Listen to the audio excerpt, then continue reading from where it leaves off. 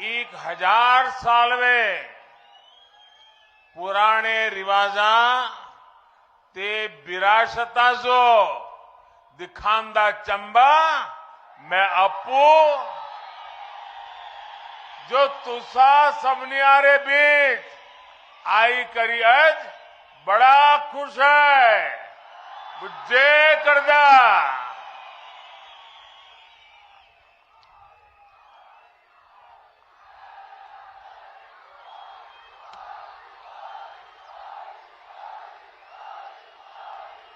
सबसे पहले तो मैं चंबा वासियों की क्षमा चाहता हूं क्योंकि इस बार मुझे आने में काफी विलंब रहा।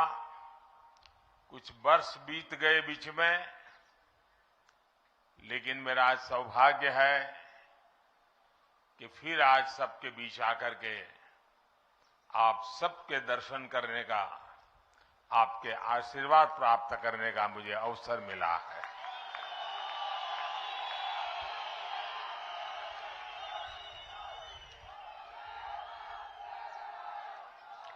दो दिन पहले मैं उज्जैन में महाकाल की नगरी में था और आज मणि महेश के सानिध्य में आया हूं।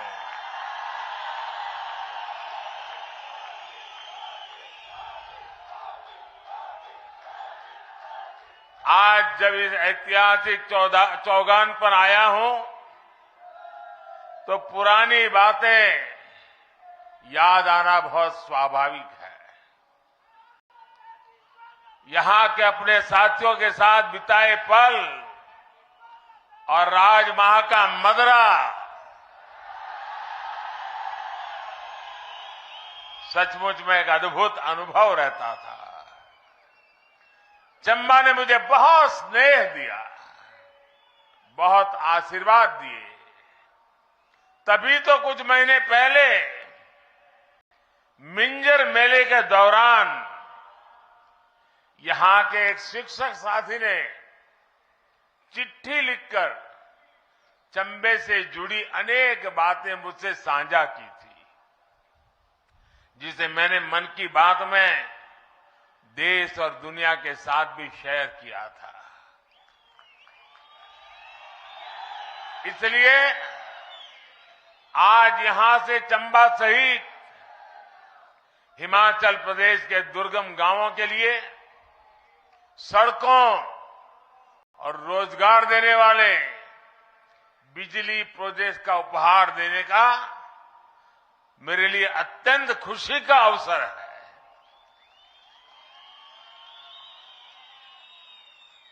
जब मैं यहां आपके बीच में रहता तो कहा करता था कि हमें कभी न कभी उस बात को मिटाना होगा जो कहता है कि पहाड़ का पानी और पहाड़ की जवानी पहाड़ के काम नहीं आती।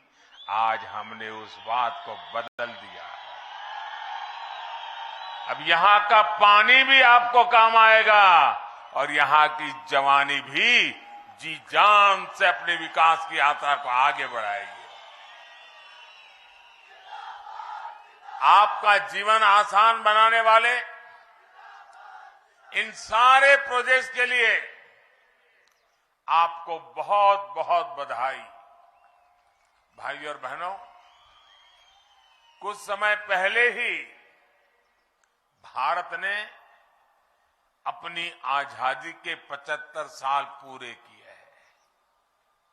इस समय हम जिस पड़ाव पर खड़े हैं, ये पड़ाव विकास की दृष्टि से बहुत महत्वपूर्ण है, क्योंकि यहीं से एक ऐसी छलांग हमें लगानी है जिसका शायद पहले कोई कल्पना तक नहीं कर सकता था। भारत की आजादी का अमृतकाल शुरू हो चुका है, जिसमें हमें विकसित भारत का संकल्प पूरा करना है। एक एक हिंदुस्तानी का संकल्प अब पूरा करके रहना है। आने वाले कुछ महीनों में हिमाचल की स्थापना के भी 75 वर्ष पूरे होने वाले हैं। यानी जब देश की आजादी के 100 साल होंगे तो हिमाचल भी अपनी स्थापना के 100 वर्ष पूरे कर रहा होगा। इसलिए आने वाले 25 वर्षों का एक एक दिन, एक एक पल हम सबके लिए, सभी देशवासियों के लिए और हिमाचल के लोगों के लिए विशेष रूप से बहुत महत्वपूर्ण है। साथियों, आज जब हम बीते दशकों की तरफ मुड़कर देखते हैं तो हमारा अनुभव क्या कह रहा है? हमने यहां शांता जी को, धूमल जी को अपनी जिंदगी खपाते देखा है। उनके मुख्यमंत्री काल के वो दिन थे जब हिमाचल के लिए, हर छोटी चीज के लिए,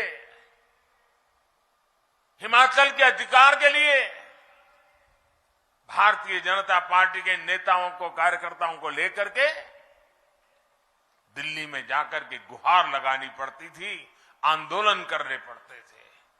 कभी बिजली का हक, कभी पानी का हक, तो कभी विकास में हक मिले, भागीदारी मिले। लेकिन तब दिल्ली में सुनवाई नहीं होती थी। हिमाचल की मांगे, हिमाचल की फाइलें भटकती रहती थी। इसलिए चंबा जैसे प्राकृतिक, सांस्कृतिक और आस्था के इतने समृद्ध क्षेत्र विकास की दौड़ में पीछे रह गए। 75 साल बाद मुझे एक एस्पिरेशनल डिस्ट्रिक्ट के रूप में उस पर स्पेशल ध्यान केंद्रित करना पड़ा, क्योंकि मैं इसके सामर्थ्य से परिचित था। दोस्तों,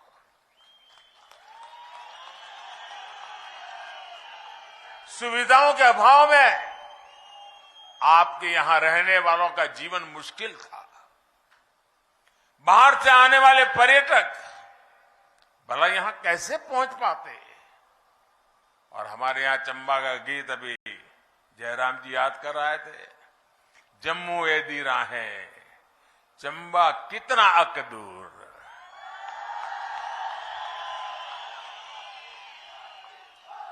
ये उस स्थिति को बताने के लिए काफी है। यानी यहां आने की उत्सुकता तो बहुत थी, लेकिन यहां पहुंचना इतना आसान नहीं था। और जब ये जयराम जी ने बताया केरल की बेटी दिव्या के विषय में, देविका ने कैसे, और एक भारत श्रेष्ठ भारत का सपना ऐसे ही पूरा होता है। चंबा का लोकगीत केरल की धरती पर जिस बच्ची ने कभी हिमाचल नहीं देखा, कभी जिसने हिंदी भाषा से नाता नहीं रहा, वो बच्ची पूरे मनोयोग से जब चंबा के गीत गाती हो तो चंबा का सामर्थ्य कितना है उसका हमें सबूत मिल जाता है। दोस्तों, और मैं चंबा का आभारी हूं कि उन्होंने बेटी देविका की इतनी तारीफ की, इतनी वाहवाही की कि पूरे देश में एक भारत श्रेष्ठ भारत का मैसेज चला गया। एक भारत श्रेष्ठ भारत के प्रति चंबा के लोगों की भावना देखकर मैं भी अभिभूत हो गया था। साथियों, आज हिमाचल के पास डबल इंजन की सरकार की ताकत है। इस डबल इंजन की ताकत ने हिमाचल के विकास को डबल तेजी से आगे बढ़ाया है। पहले सरकारें सुविधाएं वहां देती थी जहां काम आसान होता था, जहां मेहनत कम लगती थी और राजनीतिक लाभ ज्यादा मिल जाता था।